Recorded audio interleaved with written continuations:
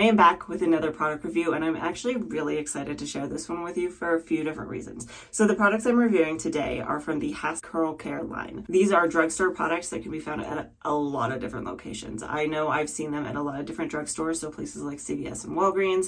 They're also available at Target and Walmart, and I think they're also available at Ulta. The products from this line all range anywhere between $6 and $8, and the line consists of a shampoo, a conditioner, a deep conditioner, a leave-in conditioner, a curl cream, a curl jelly, and a hair mousse. So pretty much everything you need in a curly hair lineup. Not only that, but I've just had these ones sitting for a while, and it just always seemed like something else came up that I had to get to first. So I'm really excited to finally give these a try and talk about them.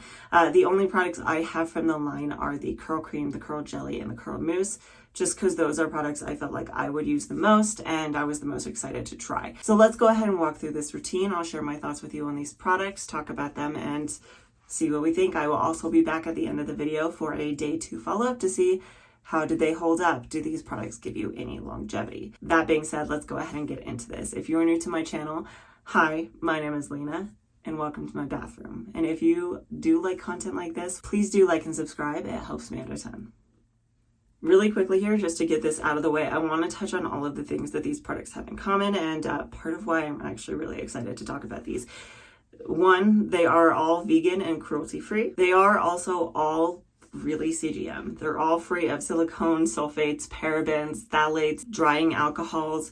They're all free of gluten, and they are all free of artificial colorants as well. And then the other thing that their website and the products don't note themselves, but I think is really exciting, is that these are all glycerin-free products.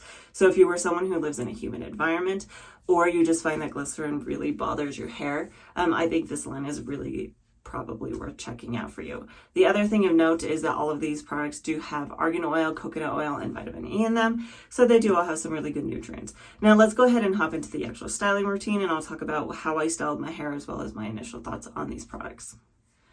Moving through this particular routine, so I will link my personal styling routine up above here because I'm not going to go into too much detail on it, so if you're curious, definitely check that out.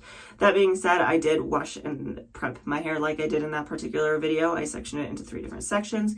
I do feel like my hair was a little bit wetter on this particular day than it has been in the past, which for better or worse, I'm not really 100% sure. Anyway, I felt like it was dripping a little bit more than normal. So I did, like I said, section it into 3, and then on the bottom section, I went in with my first product, which was the Hask Curl Care Curl Defining Cream. I like to apply my curl creams in different sections or just my leave-in conditioners, whatever, because it just helps me distribute a little better and make sure that I get everything on every single strand. So I went in with that. You can see the consistency of it. The best way I can think of to describe it is it's like a lotion. It feels very much like your average lotion on your hands. The smell of it, it smelled very light of maybe just a generic perfume scent. It wasn't really very strong. So I applied this to my hair and was immediately surprised at just how much slip this gave me. Working it through my strands, and working through any knots or tangles that may have developed since I washed it was super easy. Like, it just slid through my hair.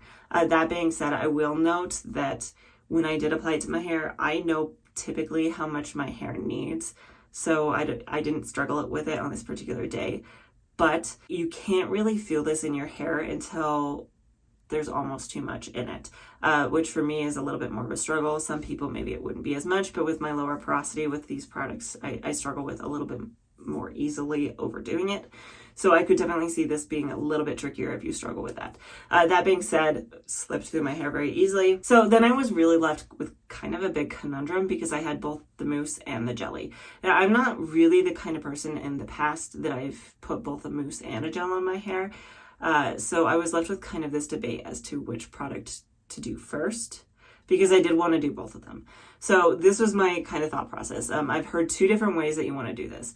Some people would say go by consistency. You want to do the runnier of the 2 products first, and then whichever one is thicker goes on second. I have also heard that you want to go by hold. So the lighter hold product goes first, the harder hold product goes second. Well, these products don't agree with either of those. Neither of them is consistent because the jelly is definitely the runnier consistency, but it is also the harder hold because the mousse is a level 2 hold, the gel is a level 3 hold. So, honestly, my thought process ran towards just what I like to do. So I like to rake a gel through my hair. I don't know how I feel about raking a mousse through my hair. It's not something I've ever done before, so I decided to go in with the jelly first. If you do want to see a kind of comparison where I swap the mousse and the gel and see if it makes a difference, drop a comment down below. I'm kind of thinking about doing that as my next video. That being said, so I did go in with the Hask Curl Care Curl Shaping Jelly. I pumped a little bit of this into my hand, partially just to check the texture, and yes, it was very liquidy and runny. I personally really like to work a gel through my hair because it gives me a little more longevity, and this is a really good consistency for that. It's very light and liquidy. The scent of it is, again, very similar to the curl cream. It's just a very lightly perfumed scent. So I also worked this through that bottom section. This one also has a pretty decent amount of slip to it, so I really liked working with both of these products and applying them to my hair. And then I did go through and use my So Soon boar bristle brush to define each section, moving at my head. So that being said, let's go ahead and touch on these two products in a little bit more detail, and I'll kind of blaze through that styling routine. So starting off with the curl defining cream, they're saying that this is going to control frizz and hydrate, and it's for all curl types. They say that it's lightweight and humidity proof and works to enhance natural curl patterns, leaving curls touchably soft and defined. So this particular product has both polyquat 10 and 37. So if polyquat's built up on your hair, that's something to be aware of. That being said, polyquat 10 does provide a light hold and a little bit of slip. So maybe that's where some of that slip came from. And then polyquat 37 helps to improve volume and body. That being said, I don't think they're really claiming that this curl cream is going to give you hold, but because it does have that polyquat 10, if you'd like to see this in a curl cream battle comparison like the ones I've done in the past, definitely let me know. I'll see if I can figure that out. Moving on to the curl shaping jelly, they're saying that this is going to define and control, and it's for all curl types as well. They're saying it gives curls long-lasting control, and that this flexible, non-sticky formula sculpts waves and curls without leaving them stiff or crunchy.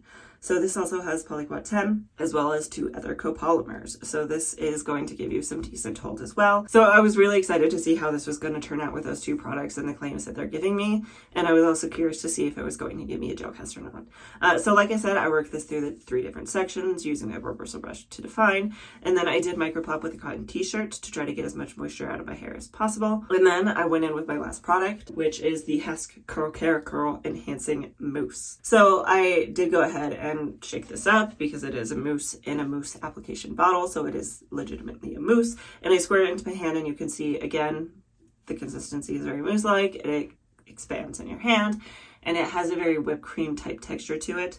Whipped cream. It's a very shaving cream, that's what I'm looking for. It has a very shaving cream-like texture to it, and just was very mousse-like. The scent of it, again, was very similar to the other products in the line. Nothing very strong, kind of just a light perfumey scent, though I do feel like this one was just a little bit stronger than the other 2 products. So I scrunched this into one side, scrunch it into the other, scrunch it into the back. A few things of note on this particular product is they're saying it adds body and moisture. It is also for all curl types. It's going to keep your curls full of body and bounce, and that this creamy, non-drying formula encourages curl formation for long-lasting definition and a crunch-free finish. This also has polyquat 10. It has some other copolymers as well as PVP, so theoretically should give you a pretty decent hold as well. So I was really excited with all of these products giving you some hold, to see what the longevity was like, as well as all of them saying that they're going to give you some body and bounce. Just see what this looked like. So I did blow dry my hair for about 20 minutes. I did stop a little sooner than normal because I just didn't have the patience that day. So 20 minutes, my hair was probably about 80% dry. And then I used some claw clips to clip the face framing pieces up and out of my way while I let it finish air drying the rest of the way. So I will say here very quickly, while I was letting it air dry the rest of the way, my daughter and I did go play outside, and it was misty. That's the best way I can think of to describe it. It wasn't quite raining, it was misting. So it probably did get a little bit of precipitation on it, which can definitely cause things like frizz.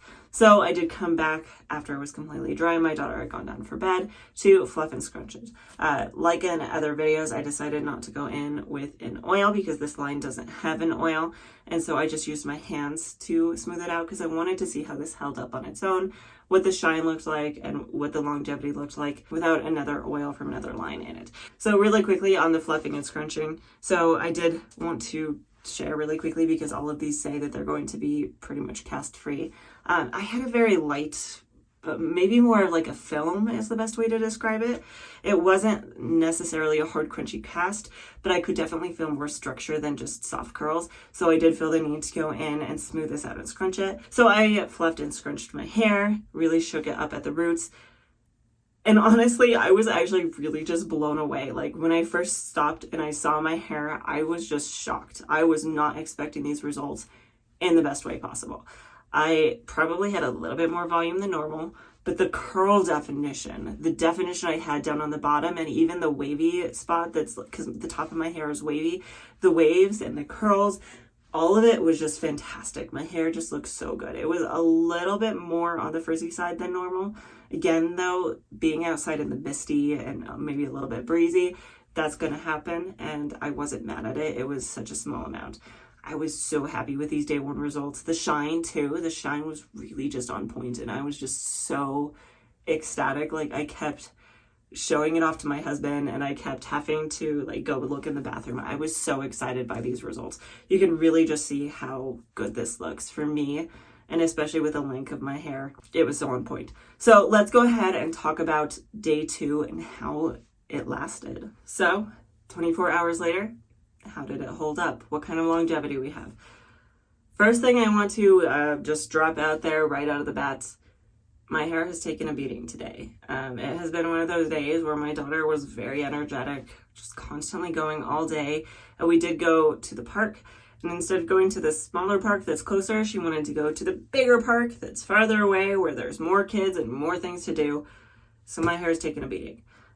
So we're going to see here. I actually haven't pulled it down yet to really look at it. So I'm going to do that now. Like I've said before, I like to just clip my face trimming pieces up and out of the way, just so they're not falling in my face all the time. So let me give this a quick fluff and let's see how it looks.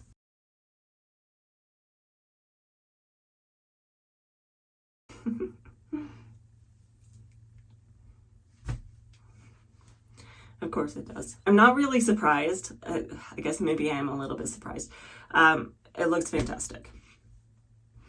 I thought it was going to look much worse for what I put it through today. I will say it does have more frizz than normal, but that has actually probably given me a little bit more volume than normal too. Other than that though, I still feel like it has a really good amount of shine. It has a really good amount of definition. These might be my new favorite products, especially for the price.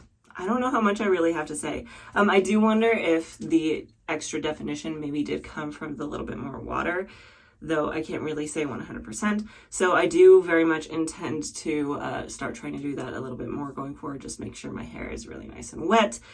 Other than that, like I said in my next video, I do actually kind of want to try swapping the jelly and the mousse and see if it makes a difference.